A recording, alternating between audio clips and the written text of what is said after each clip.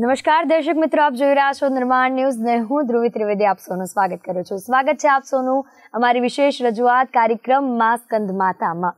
દર્શક મિત્રો, ચૈત્રી નવરાત્રીનો પર્વ ચાલી રહ્યો છે. માં આદ્ય શક્તિના આરાધનાનો પર્વ ચાલી રહ્યો છે અને શક્તિના અલગ અલગ સ્વરૂપો વિશે આપણે આ કાર્યક્રમની અંદર વાત કરતા હોય છે. ગત 3 દિવસો અને ગત 4 દિવસોની અંદર આપણે નવરાત્રીના અલગ અલગ 4 દિવસો અને તેમાં શક્તિના કયા સ્વરૂપની પૂજા કરવામાં આવે છે, શક્તિના કયા સ્વરૂપની આરાધના કરવામાં આવે છે તે વિશે ચર્ચા કરી. અને આજે જ્યારે નવરાત્રીનો 5મો દિવસ, ચૈત્રી નવરાત્રીનો 5મો દિવસ અને આજના દિવસે આપણે 5મા દિવસે કયા શક્તિના સ્વરૂપનું પૂજન કરવું જોઈએ અને તેની વિશેષતા શું છે, તે દરેક બાબતો પર આજે આપણે ચર્ચા કરવાના છે. અને તે માટે આપણી સાથે કાર્યક્રમની અંદર જોડાઈ ચૂક્યા છે શાસ્ત્રીજી વિરાંગભાઈ પંચોલી, કે જ્યોતિષ કર્મકાંડ આચાર્ય છે. વિરાંગભાઈ, સ્વાગત છે આપનું કાર્યક્રમની અંદર. જય શ્રી કૃષ્ણ. નમસ્કાર. નમસ્કાર વિરાંગભાઈ, જે પ્રકારે મેં કહ્યું કે માં આદ્ય શક્તિના આરાધનાનો પર્વ ચાલી રહ્યો છે, માં અંબા જગદંબાના આરાધનાનો પર્વ ચાલી રહ્યો છે. ચૈત્રી નવરાત્રી એટલે એવું કહેવાય છે કે આ 9 દિવસો દરમિયાન જો માતાની ભક્તિ શક્તિ ઉપાસના કરવામાં આવે તો ચોક્કસથી વિશેષ લાભ પ્રાપ્ત થતો હોય છે. 5મો દિવસ છે આજે ચૈત્રી નવરાત્રીનો. 5મા દિવસ નિમિત્તે કયા માતાનું પૂજન કરવાથી વિશેષ લાભ પ્રાપ્ત થતો હોય છે અને તેના પાછળની વિશેષતા આપની પાસેથી જાણવા માંગીએ છીએ. બહુ સરસ પ્રશ્ન પૂછ્યો છે. ચૈત્ર માસની અંદર અત્યારે જેમાં આદ્યશક્તિના નોરતા ચાલી રહ્યા છે તેની અંદર આજનો 5મો દિવસ, જેની અંદર માં આદ્યશક્તિ સ્કંદ માતાને આપણે ભાવથી તેનું પૂજન કરીએ છીએ. સાધકો તેની ઉપાસના કરવા માટે તેમજ તેને સેવવા માટે અલગ અલગ પ્રકારથી તેની સેવાઓ, પૂજાઓ તેમજ અલગ સંકલ્પો કરી, પોતાના જે સિદ્ધ સંકલ્પો કરી માં આદ્યશક્તિને ભજવાનો પ્રયત્ન કરે છે. આજના દિવસની અંદર સ્કંદ માતા, માત્ર એકલા સ્કંદ માતાનું પૂજન નહીં, પણ જોડે સ્કંદ એટલે એમ કહેવાય છે કે તેમના પુત્રનું પણ પૂજન થાય છે. માત્ર એમ નહીં કે ખાલી સ્કંદની પૂજા કરવાથી જ પુણ્ય મળે, પણ સ્કંદનો અર્થ પણ બહુ સુંદર ભગવાનને બતાવેલો છે. શાસ્ત્રમાં, પુરાણોની અંદર પણ આની વ્યાખ્યાઓ બતાવેલી છે. બને ત્યાં સુધી આજના દિવસની અંદર માં આદ્યશક્તિનું સેવન કરવું જોઈએ. સ્કંદ માતા માત્ર જીવનની અંદર શક્તિ પ્રદાન નથી કરતી, પણ દરેક પ્રકારથી ભક્તિ અને જીવનની અંદર જે દુઃખો છે તે દરેક દુઃખોનો નાશ કરી અંતે જીવનમાં દરેક પુણ્ય આત્માઓને મોક્ષ ગતિ તરફ પણ લઈ જાય છે.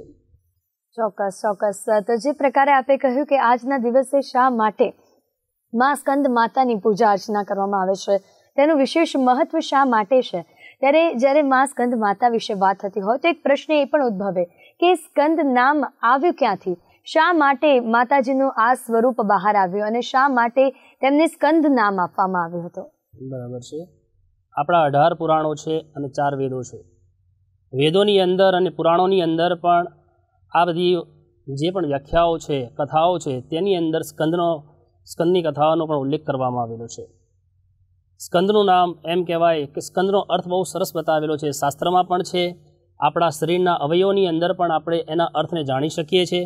જેમ કે કહેવાય કે શાસ્ત્રની અંદર, ગ્રંથની અંદર એક ભાગ એવો આવે છે કે જેમાં વિષયોનું ત્યાં સંગ્રહ કરવામાં આવે છે, તેનું નામ પણ સ્કંદ છે. બીજું એમ કહેવાય કે આપણા ઘરની અંદર અથવા રાજમહેલની અંદર જે શસ્ત્ર રાખવામાં આવે છે એ શસ્ત્રના ખંડને પણ આપણે સ્કંદ કહી શકાય છે. સ્કંદનો અર્થ પણ સુંદર છે, કારણ કે સ્કંદ એટલે માત્ર એવું નથી કે ખાલી મનુષ્યના અંગની અથવા કોઈ પણ વસ્તુની અંદર રહેલું છે, પણ જે જીવ આત્મા છે, પ્રકૃતિ છે, એમાં વૃક્ષની અંદર, થડની અંદર ઉત્પન્ન થયેલી જે શાખાઓ છે એની અંદર પર્ણરૂપી જે ફૂટે છે તેને પણ આપણે સ્કંદ કહી શકીએ છીએ. જ્ઞાનની અને વિદ્યાની અંદર પણ જે આપણને વિદ્યા પ્રદાન કરે છે તેને પણ આપણે સ્કંદ કહી શકીએ છીએ. આવા ઘણા બધા ભાવાર્થો, ઘણા બધા એવા વિચારો જે આપણને સ્કંદ તરફ પ્રેરિત કરે છે. અને મુખ્ય આ સ્કંદનો અર્થ એટલા માટે બતાવ્યો આજના નોરતાની અંદર, ચૈત્ર નોરતાની અંદર, કારણ કે દેવાસુર સંગ્રામની અંદર જ્યારે દેવોના સેનાપતિ તરીકે કુમાર કાર્તિકેય પોતે એમની દરેક રચનાઓથી આ યુદ્ધને જીત્યા, એટલા માટે સેનાપતિ તરીકે, સારા શાસક, પ્રધાન તરીકે પણ એમનું નામ સ્કંદ તરીકે અહીંયા ઓળખવામાં આવ્યું છે. અને વાત્સલ્ય ભાવથી સ્કંદના માતૃશ્રી પાર્વતીએ પોતે પોતાના પુત્રના નામથી આ નામનો મહિમા વધાર્યો છે. ચોક્કસ ચોક્કસ 100% આપે સાચી વાત કહી કે કઈ રીતે માં સ્કંદ માતાનું નામ આ સ્કંદ રાખવામાં આવ્યું અને તેના પાછળની કથા, તેના પાછળના કારણ વિશે પણ આપણે વાત કરી. નવરાત્રિ ચાલી રહી છે, ચૈત્રી નવરાત્રિ. આમ તો જે વર્ષની અંદર 4 નવરાત્રિ આવતી હોય છે તેમાં ચૈત્રી નવરાત્રિ પણ એક વિશેષ પ્રાધાન્ય પ્રાપ્ત કર્યું છે અને આજના દિવસે નોરતાના 5મા દિવસે ખાસ કરીને સ્કંદ માતાની પૂજા અર્ચના કરવાનું વિશેષ મહત્વ રહેલું હોય છે. સ્કંદ માતાની ઉપાસના નવરાત્રિના 5મા દિવસે કરવાથી વિશેષ લાભ પ્રાપ્ત થતા હોય છે. તેના વિશે આજે આપણે ચર્ચા કરી રહ્યા છીએ. વિરાંગભાઈ, આપની પાસેથી જાણવા માંગીશ કે સ્કંદ માતાના સ્વરૂપ, કે એવું કહેવાય છે કે તેમના દર્શન, તેમના સ્વરૂપના દર્શન માત્રથી જ ભક્તોના દુઃખ ચિંતા દૂર થઈ જતી હોય છે. તો સ્કંદ માતાના સ્વરૂપની વિશેષતા એવી તો શું છે? કારણ કે સ્વરૂપની જો વાત કરવામાં આવે તો તેમના 4 હાથ છે, એક હાથની અંદર કમળ છે અને તે શું સંકેતો આપે છે? દિવ્ય આ સ્વરૂપ છે. સ્કંદ માતાનું સ્વરૂપ એટલે તેજસ્વી સ્વરૂપ બતાવેલું છે. એની અંદર એમ વિસ્તાર કરવામાં આવ્યો છે કે સ્કંદ માતાના કદાચ આપણે મંત્રનો પાઠ કરીએ એની અંદર પણ એનું વર્ણન બતાવેલું છે. સિંહાસન ગતા નિત્યમ પદ્મા સિદ્ધ કરદ્વયા શુભદાસ્તુ સદા દેવી સ્કંદ માતા યશસ્વિની. જે યશ આ સ્કંદ માતાના સ્વરૂપની અંદર બતાવેલું છે. માતાનું સ્વરૂપ કેવું છે તો આની અંદર બતાવવામાં આવ્યું છે કે 4 ભુજાઓ પોતે ધારણ કરે છે. પોતે 2 ભુજા બાજુ એમ કહેવાય છે કે 2 હસ્તની અંદર કમળને ધારણ કરીને બેઠેલા છે. બીજી બાજુ જમણી બાજુ જે જમણા હસ્તની અંદર સ્કંદ એટલે ભગવાન કુમાર કાર્તિકેયને પોતે ધારણ કર્યા છે અને પોતાના જે ડાબી બાજુનો હસ્ત છે તે વરદ હસ્ત લોકો ભક્તજનોને, સાધકોને આશીર્વાદ રૂપે પોતે પ્રદાન કરી રહ્યા છે. ચોક્કસ ચોક્કસ. તો જે પ્રકારે આપે કહ્યું કે સ્કંદ માતાનું એક સ્વરૂપ એ ખૂબ જ વૈભવશાળી અને વિશેષ છે. તે સાથે જ તેમના સ્વરૂપના દર્શન માત્રથી જ ભક્તોની દુઃખ અને ચિંતા દૂર થઈ જતી હોય છે. તે સાથે જ જ્યારે સ્કંદ માતાની વાત થતી હોય, નવરાત્રિના 5મા નોરતાના આ દિવસે એવું કહેવાય છે કે તેમની પૂજાની અંદર અલગ અલગ બાબતોનું વિશેષ ધ્યાન રાખવામાં આવતું હોય છે શાસ્ત્રીજી. તો કઈ રીતે આ પૂજા કરવી જોઈએ તે વિધિવત રીતે આપની પાસેથી જાણવા માંગીશ. અને એવું કંઈ ખરી કે આ દિવસે જ્યારે પૂજા કરતા હોય તો ખાસ આ બાબતોનું ધ્યાન રાખવું જોઈએ અને ખાસ કંઈક બાબતોથી દૂર રહેવું જોઈએ અથવા તો સાવચેત રહેવું જોઈએ? શું કહેશો આપ? સાચી વાત છે કે જ્યારે દેવીની આરાધના કરતા હોય ત્યારે ઘણા બધા નિયમોનું પાલન પણ કરવું પડે છે. પહેલી વસ્તુ એ બતાવી છે કે જ્યારે માં આદ્યશક્તિનું સેવન કરતા હોઈએ અથવા એનું પૂજન કરતા હોઈએ ત્યારે મનુષ્યએ પહેલાં એક તો પવિત્રતાને પ્રાપ્ત કરવી પડે છે. જ્યાં સુધી મનુષ્ય પવિત્ર હોતો નથી ત્યાં સુધી કોઈ દેવ આરાધ્ય અથવા કોઈ ભગવાનની પૂજા કરી શકતો નથી અથવા એનો અધિકારી પણ બની શકતો નથી. માટે શાસ્ત્રમાં પણ વર્ણન બતાવેલું છે કે કોઈ પણ કાર્ય કરો ત્યારે પહેલાં દેહ શુદ્ધિ પ્રાયશ્ચિત સંકલ્પ કરવામાં આવે છે. અને પ્રાયશ્ચિત સંકલ્પની અંદર બતાવ્યું છે કે કાયાથી, વાચાથી, મનથી કરેલા દરેક પાપોમાંથી મુક્ત થઈ મનુષ્યમાં આદ્યશક્તિનું સેવન કરી શકે છે. આ દિવસની અંદર ખાસ મનુષ્યએ પોતે ઘરની અંદર જ્યાં માં આદ્યશક્તિનું સ્થાપન કરવાનું હોય ત્યાં બાજટ ઉપર પીળા કલરનું વસ્ત્ર પાથરવું, એની ઉપર આદ્યશક્તિ નવદુર્ગા અથવા તો સ્કંદ માતાનો ફોટો રાખવો, બને ત્યાં સુધી આજુબાજુમાં તેલનો અને ઘીનો દીવો કરવો અને આસન ઉપર બેસી આદ્યશક્તિને દરેક પ્રકારથી જે એમને પ્રિય છે તે સાહિત્યમાં આદ્યશક્તિના સાનિધ્યમાં મૂકી અને યથાસંકલ્પ પ્રમાણે અથવા તો કદાચ મંત્ર ના આવડે તો ભાવથી પણ માં આદ્યશક્તિની પૂજા કરી શકાય છે. ખાસ કરી સાવધાની એ રાખવાની છે કે આજના દિવસની અંદર અથવા નવરાત્રિની અંદર મનુષ્યએ અન્નનો ત્યાગ કરવો જોઈએ. બીજી વસ્તુ એ બતાવવામાં આવ્યું છે કે અન્નનો ત્યાગ કરી મનુષ્ય માત્ર ખાલી ફલાહાર જ કરી શકે છે. એની પાછળ પણ રીઝન એ બતાવેલું છે, કારણ એ છે શાસ્ત્રનું, કારણ કે મનુષ્ય જો અન્ય ગ્રહણ કરે તો એની અંદર વિકારની ઉત્પત્તિ થાય છે. પોતે એકાગ્રતા પ્રાપ્ત કરી એક આસન ઉપર બેસીને માં આદ્યશક્તિ અથવા કોઈ પણ દેવની પૂજા કરી શકતો નથી. માટે ઉપવાસથી પોતાના શરીરની અંદર એક તેજ જાગૃત થાય છે. જેવું આ સ્વરૂપ છે સ્કંદ માતાનું, આ સ્વરૂપથી જ આપણને જીવનની અંદર પુણ્યની ઉત્પત્તિ થાય છે.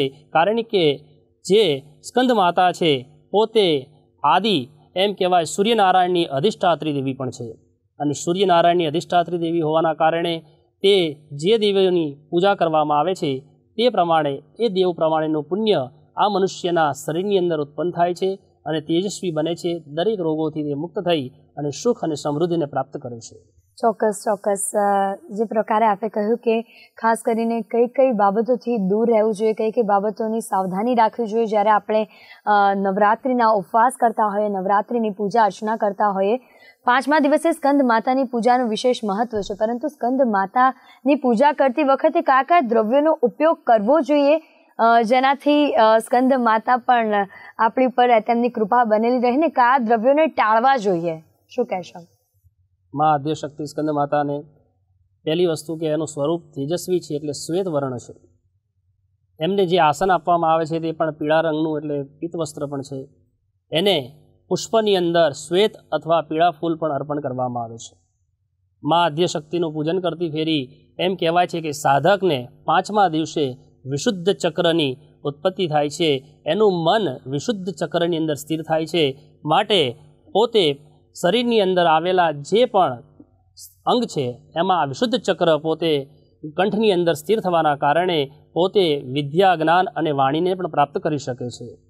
બને ત્યાં સુધી જે મનુષ્ય સરસ્વતીને પ્રાપ્ત કરવા ઈચ્છતો હોય, જે વિદ્યાને પ્રાપ્ત કરવા ઈચ્છતો હોય, પોતાના જીવનની અંદર દરેક પ્રકારની પ્રગતિ તેમજ દરેક વ્યવહારને પોતે સ્થિર રાખવા માગતો હોય તો આ દિવસે માં આદ્યશક્તિને પીળા પુષ્પ અર્પણ કરવા, શ્વેત પુષ્પ અર્પણ કરવા, નિવેદની અંદર માં આદ્યશક્તિને ભાવતા ફળ એટલે સ્કંદ માતાને પ્રિય ફળ છે કેળા અર્પણ કરવા, અથવા તો કેળાથી બનાવેલી કોઈ પણ એવી મિષ્ટાન દ્રવ્ય માં આદ્યશક્તિને અર્પણ કરવામાં આવે છે, જેનાથી માં આદ્યશક્તિ એમ કહેવાય સ્કંદ માતા પોતે પ્રસન્ન થાય છે અને મન વાંછિત ફળ ભક્તજનોને પ્રાપ્ત કરાવે છે. ચોક્કસ ચોક્કસ જે પ્રમાણે આપે કહ્યું કે આ 10 દિવસોની અંદર શક્તિના સ્વરૂપોને નૈવેદ્ય ધરાવવાનો પણ વિશેષ મહત્વ રહેલો હશે અને આ નૈવેદ્યની અંદર કઈ કયા વાનગીઓનો સમાવેશ કરવામાં આવે, કયા ફળોના આહારનો સમાવેશ કરવામાં આવે તે વિશે પણ આપણે વાત કરી.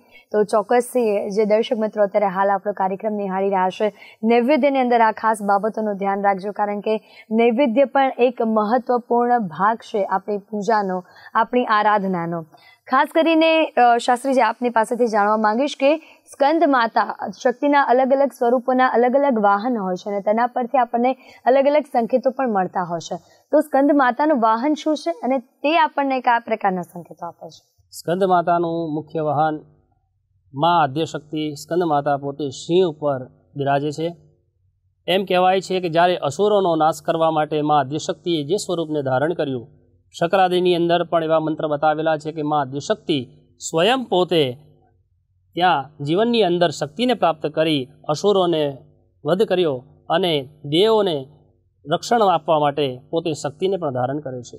જેમાં એક મંત્ર એવા પણ લખેલા છે, શકરાદીના મંત્રમાં લખ્યું છે કે કિમ વર્ણયામ તવ રૂપમચિંતમેતત કિંચાતિ વીર્યમ સુરક્ષયકારી ભૂરી કિંચા હવેશુ ચરિતાની તવાદ્ભુતાની સર્વેશુ દિવ્ય સુરદેવ ગણાદી હેતુ. આવા બધા મંત્રથી માં આદ્યશક્તિને દેવોએ કરેલી વિનંતીથી એમની પ્રશંસાઓ કરેલી છે. એટલે માટે એ સિંહ ઉપર બેસી અને અસુરના સંહાર માટે પોતે અહીંયા દરેક શક્તિને સ્થિર કરી નવદુર્ગાના સ્વરૂપથી અસુરોનો સંહાર પણ કરે છે. બીજું એ બતાવ્યું છે કે જ્યારે માં પોતે શીતળ સ્વરૂપે, શાંત સ્વરૂપે હોય છે ત્યારે કમળ ઉપર બિરાજે છે, માટે એનું એક નામ પદ્માસનાય પણ કહેવામાં આવ્યું છે. પોતે એવા ભાવથી બેઠેલા છે, વાત્સલ્ય ભાવને પણ ઉત્પન્ન કરે છે. અને માં આદ્યશક્તિ માત્ર ખાલી કોઈ શક્તિ નથી પણ એક પ્રકૃતિ પણ છે.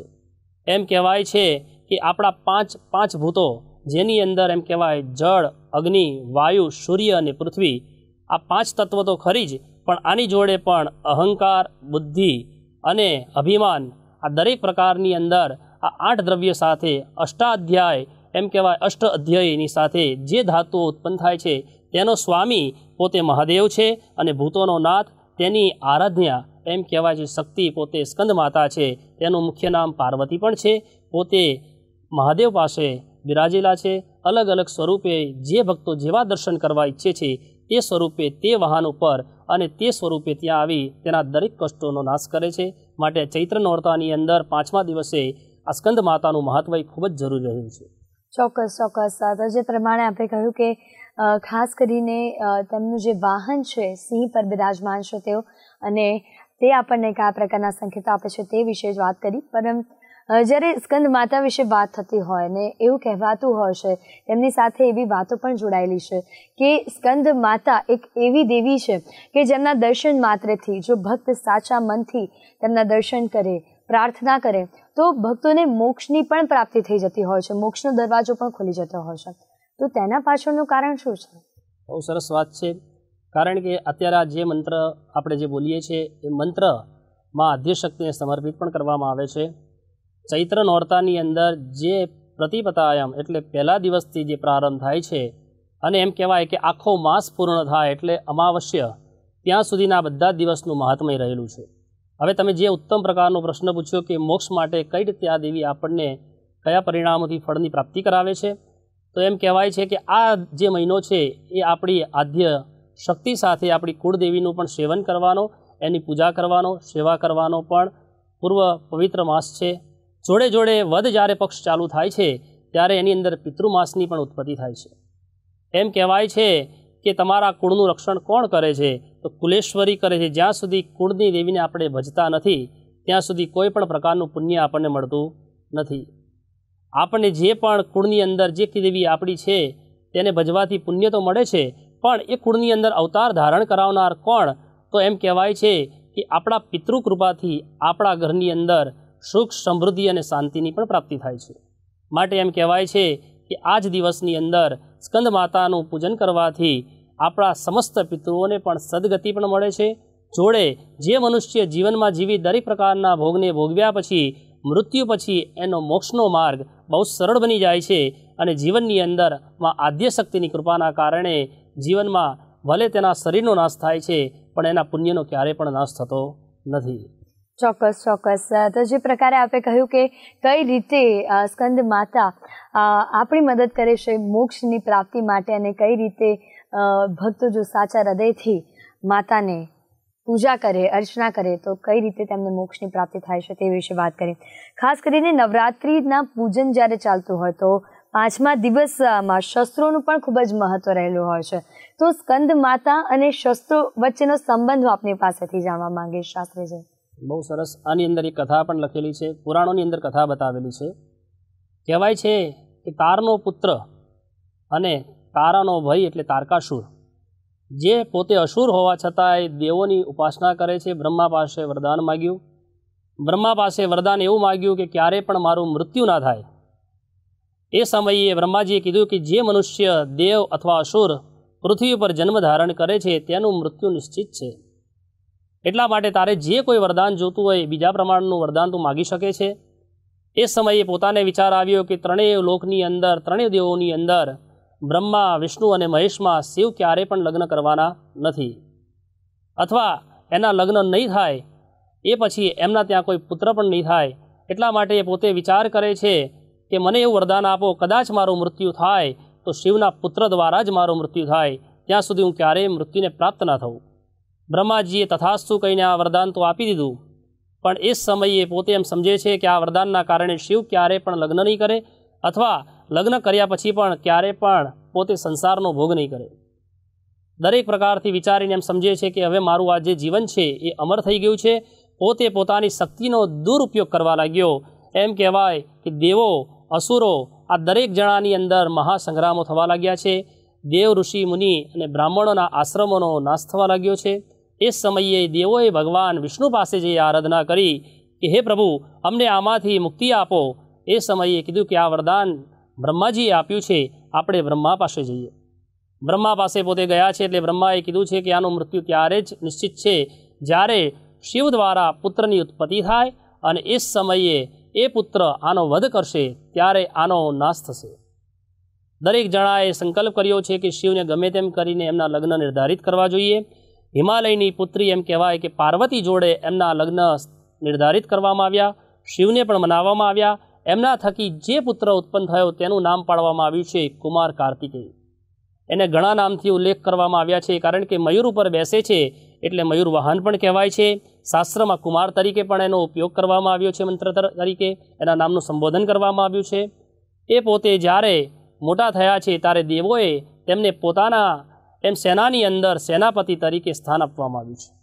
એ સમયે જ્યારે પોતે યુદ્ધ કરતા હતા ત્યારે પોતાના આયુધ્ય, પોતાના જે શસ્ત્ર છે એની અંદર શક્તિબળ પ્રાપ્ત કરવા માટે પોતાની માતા પાર્વતી પાસે વરદાન માગ્યું અને પાર્વતી દ્વારા જે શક્તિની સ્થિરતા ઉત્પન્ન થઈ, જે તત્વ ઉત્પન્ન થયા તેના થકી તારકાસુરનો વધ થયો. એટલે એમ કહેવાય છે કે આ સ્કંદ માતાની પાછળ જે કંઈ મહાત્મ્ય લખેલું છે એમ કહેવાય છે કે કાર્તિકીની ઉત્પત્તિ તારકાસુરના વધ માટે થઈ છે. એટલા માટે આ દિવસે શસ્ત્ર પૂજન અને મા આદ્યશક્તિ સ્કંદ દેવીનું પૂજન બહુ જરૂરી છે. ચોક્કસ ચોક્કસ, ખૂબ જ સુંદર રીતે આપે જણાવ્યું કે શા માટે આજના દિવસે જ્યારે આપણે સ્કંદ માતાની પૂજા કરતા હોય ત્યારે નવરાત્રિના 5મા દિવસે શસ્ત્રોની પૂજા એ પણ એક વિશેષ મહત્વ, વિશેષ પ્રાધાન્ય ધરાવે છે. 5મા દિવસની જ્યારે વાત થઈ રહી હોય ત્યારે આજના દિવસે સ્કંદ માતાની સાથે જ આરાધના કરવાથી વિશુદ્ધ ચક્રમાં ધ્યાન કરીને કરાય છે એવું કહેવામાં આવતું હોય છે. તો એના પાછળનું કારણ શું છે? વિશુદ્ધ ચક્ર એટલે એમ કહેવાય છે કે આપણા શરીરની અંદર જે કુંડળી જાગૃત થાય છે એમાં વિશુદ્ધ ચક્ર એ આપણા શરીરની અંદર કંઠની અંદર સ્થિર થાય છે. કહેવાય છે કે એનો સ્વરૂપ, એનો કલર આકાશી કલર એટલે નીલ વર્ણ બતાવેલો છે. આ જ કંઠની અંદર એમ કહેવાય અમૃત અને વિષય એમ કહેવાય વિષ્ણુ સંગ્રહ કરવામાં આવે છે. સ્વયં પોતે મહાદેવજીએ પણ જે હળાહર ઝેર હતું તેને પણ કંઠની અંદર જ ધારણ કર્યું હતું. આ ચક્ર પોતે ગળાની અંદર, કંઠની અંદર સ્થિર હોવાના કારણે તે વાણીના અધિષ્ઠાતા દેવ પણ બની જાય છે.